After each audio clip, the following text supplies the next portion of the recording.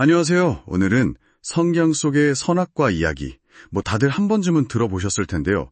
이 익숙한 이야기를 아주 다른 시각에서 한번 깊이 들여다보는 시간을 갖겠습니다. 네, 저희가 본 영상 자료가 있는데 이게 우리가 보통 아는 그 선악과 개념에 대해서 상당히 흥미로운 질문을 던지면서 새로운 해석을 내놓더라고요. 네, 맞습니다.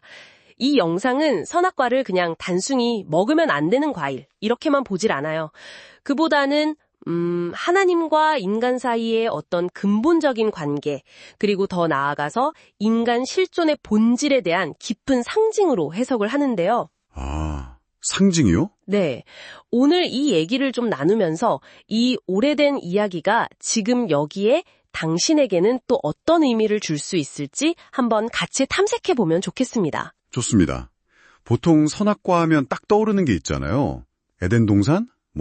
최초의 불순종, 인류 원죄의 시작, 이런 것들이죠. 그렇죠. 근데 이 영상에서는 그런 통념에 대해서 근본적인 질문부터 던져요. 예를 들면, 하나님은 왜 인간이 그걸 따먹을 줄 알면서도 선악과를 굳이 만드셨을까? 하는 거나. 네, 그거 정말 많이들 궁금해하죠. 그리고 또, 왜 아담 한 사람 잘못했는데 우리 모두가 벌을 받아야 하나? 이게 일종의 연좌제 아니냐는 비판이죠. 상당히 날카로운 질문들이에요. 맞아요.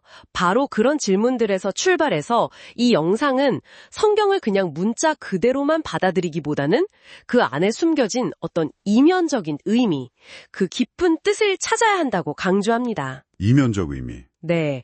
특히 이게 고대에 글이 없던 시절부터 입에서 입으로 전해지던 이야기, 즉 스토리텔링 형식으로 기록됐다는 점을 이해하는 게 아주 중요하다고 지적하더라고요.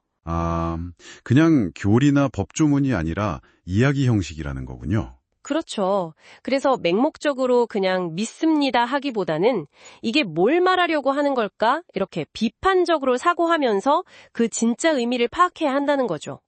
영상에서는 그 예로 예수님 당시에 글자 그대로 율법을 해석하는 데만 집중했던 서기관이나 바리새인들이 결국 본질을 놓쳤다고 비판받았던 점을 들기도 하고요. 흥미로운 지적이네요. 그럼 이 영상에서 제시하는 그 새로운 해석, 선악과가 금단의 열매가 아니라 일종의 계약이다. 이 부분은 좀 더 자세히 설명해 주시겠어요? 계약이라는 해석은 저도 좀 생소하거든요. 네, 이게 아마 가장 핵심적인 부분일 텐데요.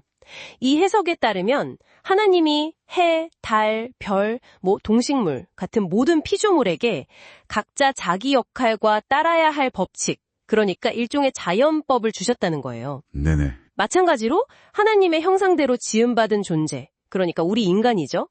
생각하고 느끼고 선택하고 또 영적인 차원까지 가진 이 인간에게도 가장 행복하게 살 수 있는 길, 어떤 삶의 원리 또는 지켜야 할 법을 주셨다는 겁니다. 인간에게도 자연법 같은 게 있다. 그렇죠. 선악과는 바로 그 인간을 위한 법 혹은 하나님과의 약속, 즉 계약을 상징한다는 해석이에요. 단순히 이거 먹지 마 하는 금지가 아니라 인간이 선을 스스로 선택하고 따르면서 살아가야 하는 어떤 본질적인 삶의 방식, 그 자체를 보여주는 상징물이라는 거죠. 와, 그러니까 선악과 자체가 악하거나 나쁜 게 아니라 오히려 인간이 따라야 할 가장 좋은 길, 그 계약을 눈에 보이게 나타낸 상징이다. 이런 말씀이시군요. 네, 정확합니다. 그럼 그걸 먹었다는 행위는 어떻게 해석해야 할까요? 단순히 그냥 과일 하나 따먹은 그런 사건은 아닐 것 같은데요. 영상에서는 이걸 역사 속의 특정 인물, 아담이라는 한 사람의 불순종 사건으로만 국한하지 않아요. 오히려 아담이라는 단어가 히브리어로 원래 사람 또는 인류를 뜻하기도 하거든요. 그런가요? 네. 그래서 아담의 이야기는 곧 나, 그리고 우리 모두, 즉 모든 인간이 하나님이 제시하신 그 가장 좋은 삶의 방식, 그 계약을 따르지 않고 자기 생각대로 자기 판단을 앞세우며 살아가는 그 모습을 상징적으로 보여주는 행위라고 해석을 하는 겁니다. 아담의 행동이 그냥 우리 모두의 이야기다. 그렇다고 보는 거죠. 그리고 그 결과로 나타나는 성경 속의 여러 저주들 있잖아요. 남자는 힘들게 노동해야 하고 여자는 출산의 고통을 겪고 땅은 막 가시덤불과 엉겅퀴를 내고. 네, 그렇죠. 이런 것들이 하나님이 직접 내리신 어떤 벌이라기보다는 인간이 마땅히 지켜야 할 그 조화로운 관계, 그러니까 하나님과의 관계, 자연과의 관계, 또 사람 사이의 관계를 스스로 깨트렸기 때문에 필연적으로 나타나는 결과, 즉 고통스럽고 힘겨운 인간 실존의 현실, 그 자체를 묘사하는 것이라고 주장합니다. 와, 그러니까 저주가 아니라 결과다. 네. 심지어 우리가 겪는 자연재해나 팬데믹 같은 현상들까지도 이렇게 인간과 자연의 관계가 깨어진 맥락 속에서 이해할 수 있다고 보더라고요. 상당히 깊은 해석인데요. 이 해석대로라면 결국 문제의 책임이 저 먼 과거의 아담 한 사람에게만 있는 게 아니라 지금 현재를 살아가는 우리 모두, 바로 당신 자신에게 있다는 말이 되는 거네요. 정확합니다. 바로 그 점을 강조해요. 영상은 우리 안에 있는 양심이라는 것이 바로 우리가 마땅히 따라야 할 그 길, 그 계약을 스스로 어기고 있다는 사실을 끊임없이 우리에게 알려주는 증거라고 말합니다. 아, 양심이요? 네. 결국 이 선악과 이야기는 그냥 아주 먼 옛날 이야기가 아니라 바로 지금 여기를 살아가고 있는 당신의 실존적인 현실, 그리고 그 현실에 대한 책임에 관한 이야기라는 거죠. 아담의 이야기가 곧바로 나의 이야기가 되는 겁니다. 오늘 이렇게 얘기를 나눠보니까 선악과 이야기가 우리가 흔히 생각하는 죄와 벌에 대한 어떤 고대 설화를 넘어서는 것 같아요.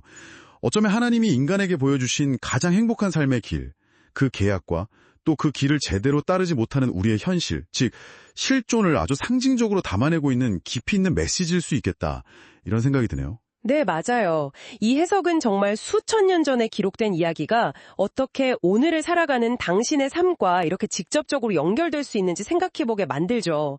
성경을 그냥 어떤 교리서나 역사 기록으로만 읽는 데서 그치지 않고 인간 존재 자체에 대한 아주 깊은 성찰을 담은 텍스트로 바라볼 수 있는 그런 가능성을 열어주는 것 같습니다. 마지막으로 청취자분들께 이런 질문을 한번 던져보고 싶습니다. 만약 이 선악과 이야기가 방금 이야기 나눈 것처럼 정말 나의 이야기라면 당신은 어떤 책임감을 느끼시나요? 그리고 어쩌면 깨어져 버렸다고도 볼 수 있는 이 계약의 관계를 다시 회복하기 위해서 우리는 무엇을 할 수 있을지 한번 깊이 고민해 보시는 건 어떨까요?